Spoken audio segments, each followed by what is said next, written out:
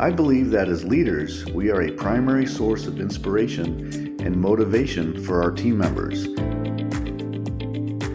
How we act and speak and make decisions serves to encourage or even discourage our team members as they tackle tough assignments and tasks. How we approach the work and adversity does have ripple effects on team productivity and morale. How can we do better as leaders to encourage our team members to be inspired, which then can translate into higher productivity without being abusive? Please enjoy the episode. Welcome to the Finance Leader Podcast, where leadership is bigger than the numbers. I am your host, Stephen McLean. This is the podcast for developing leaders in finance and accounting. Please consider following me on Twitter, Facebook, Instagram, and LinkedIn. My usernames and the links are in this episode's show notes. And also, please join the Facebook group that I have for this podcast community. Thank you. This is episode number 85, and I will be talking about our incredible role in inspiring others to do their best. And I will highlight the following topics. Number 1, great leaders bring out the best in their team. Number 2, let's set a great example. Number 3, set a realistic vision.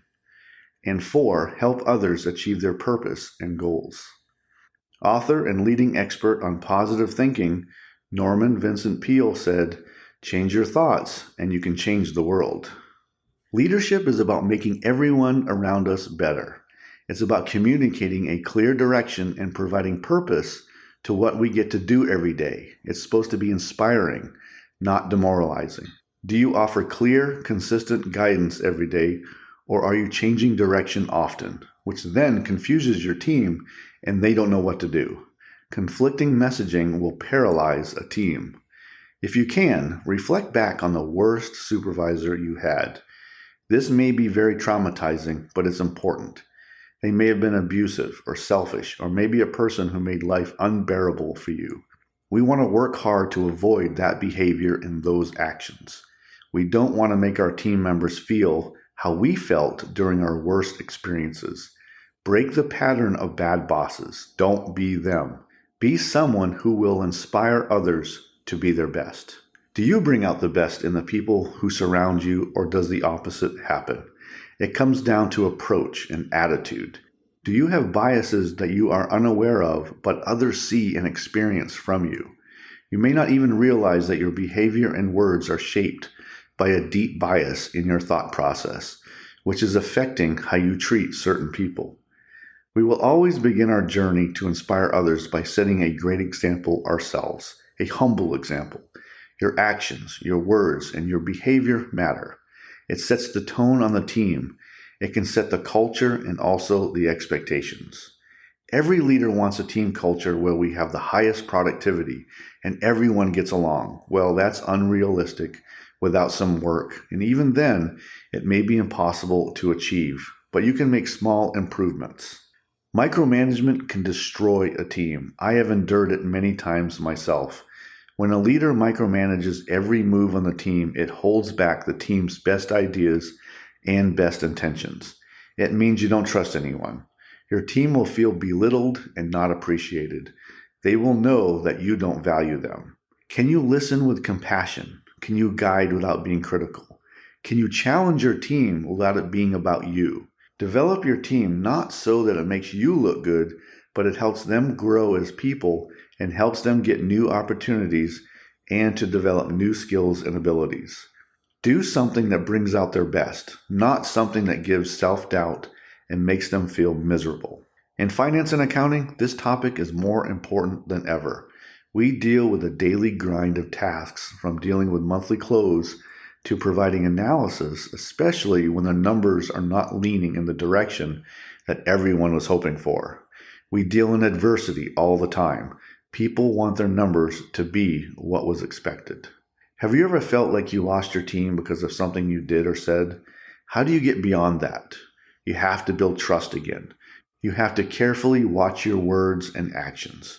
You have to change your behavior. You have to work to inspire your team again, not threaten them or coerce them to what you want accomplished, but act and believe in them so your team will willingly give their best without being bullied or threatened. As a leader, you have a lot of responsibility and influence how well and how much your team feels inspired to perform their best. It's up to you to bring it out in the best and most positive way. Now let's talk about how we can inspire our team to win and be the best version of themselves. Number 1, great leaders bring out the best in their team. Our role every day as leaders is to set the conditions so our team members can achieve their best, which means eliminating obstacles and setting an environment where everyone can thrive. People want to feel that they can safely be themselves, and when we can achieve that, we have a better chance of helping our team maximize their best performance. But doing that is not easy. Not everyone feels safe being themselves. How we speak to people is important, and how we include them. Are you encouraging to your team members, or are you speaking down to them? So don't be confused. You can still have the tough conversations around performance and accountability, but it takes skill to bring out the best in your team every day instead of having them be repulsed due to how you act or speak. Number 2, let's set a great example. Whenever we want to establish the right tone and culture within our organization and our team, we have to begin with our own example and what we are communicating in terms of our words and our actions. What are you communicating? How do your team members view you? Are you communicating a caring, competent, and ethical version of yourself? Or is it that people see you as abusive, selfish, and narcissistic? Our team members will often emulate or mimic our behavior. So we want to set the best example possible so we don't create bad versions of ourselves. Keep in mind how you speak and how you treat people. Watch your overall attitude. Show gratitude and appreciation for the work your team is getting done every day. It may not be glamorous work, but it's necessary, so please be thankful and be grateful. Number 3, set a realistic vision. First, is the vision of your company realistic? Does it make sense for the industry that you are in? Does the vision make sense for the work you will be doing? The vision has to be easily linked to what you are actually trying to achieve. And of course, you don't have that much influence over what the vision of your company is. Now let's talk through a simple example. Does it make sense for an office supply manufacturer to say we are making office supplies to end world hunger? Unless you are a massive nonprofit supplier that contributes every penny in profit to world hunger, your vision is too lofty. You can make ending world hunger as part of your core values or your social responsibility plan, but it should not be the vision, because it's not easy linking ending world hunger to making legal pads or pens or paper clips. So again, hopefully your organization's vision makes sense. Now, does your team know how it fits within that vision? What is the vision for your team? Can you link it to the organization's vision? Why does your team exist, and how does it fit? How can your team members visually see how their tasks matter to what the organization is trying to achieve?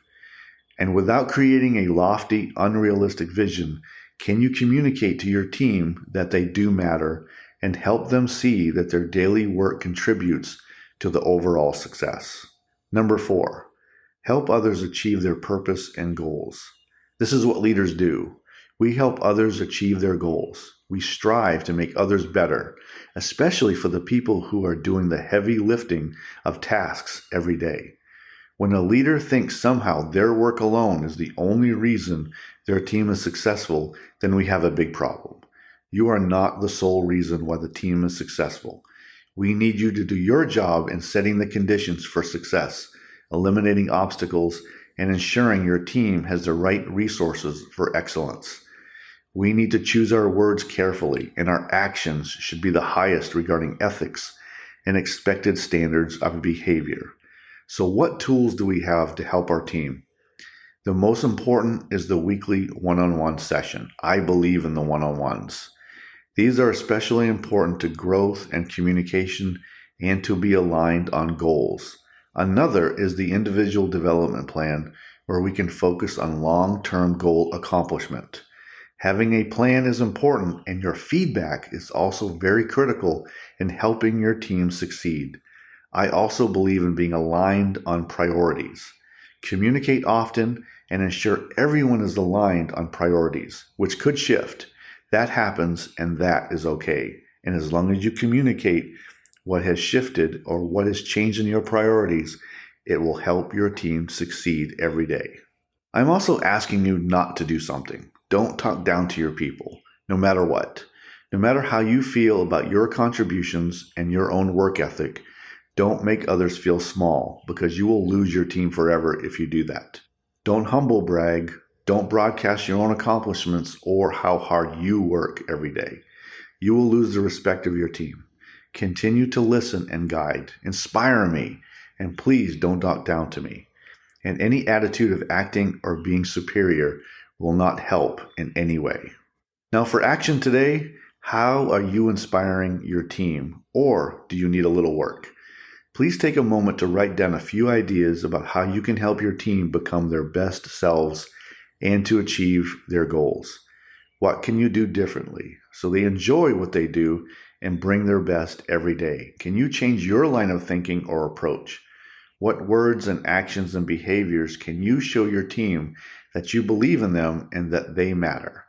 Give it some time so you can fully examine the situation. It will pay great returns back to you. I believe that. Don't forget to grab my free guide for you called the Leadership Growth Blueprint for Finance and Accounting Managers. Are you a finance or accounting professional who is also leading people, but have questions about how to lead more effectively? I know you are expected to be the technical expert in our field. Learning leadership can set you apart from your peers, which can then lead you to more opportunities. In the free guide, I talk about 3 leadership areas: communication, team development, and empowerment, plus a few recommendations around challenges with the financial systems you are using to complete your work. The link to this free guide is in the post or the bio. You can also go to financeleaderacademy.com to download it. Please use the guide to help you with a few leadership wins today. Thank you. Today, I talked about inspiring your team to win, and I highlighted the following points. Number 1, great leaders bring out the best in their team. Number 2, let's set a great example. Number 3, set a realistic vision. And 4, help others achieve their purpose and goals. Leaders have a huge impact on the productivity and overall morale of their teams. It comes down to how people are treated and if they believe they are appreciated for their daily contributions and for the daily task grind they endure. So what can you do differently? You can set a culture of trust. You can set a culture of gratitude. You can set a culture of empowerment. You can help your team eliminate obstacles and set a realistic view. You can also set a great example of doing the right thing every day by your own behavior, your words, and your actions. You can set the tone that you appreciate the team and for the overall work and contributions they are making. Next week, I will be talking about business cases and high visibility projects that your company analyzes for opportunities or for special impact. We have all worked on these special project teams, so let's discuss a few important points. I can't wait to share. I hope you enjoyed the Finance Leader Podcast. I am dedicated to helping you grow your leadership skills, to change your mindset, and to clarify your goals so you can advance your career. You can find this episode wherever you listen to podcasts. If this episode helped you today, please share it with others, and please leave a quick review so that others may find the podcast. Until next time, you can check out more resources at financeleaderacademy.com and sign up for my weekly updates so you don't miss an episode of the show. And now, go lead your team, and I'll see you next time. Thank you.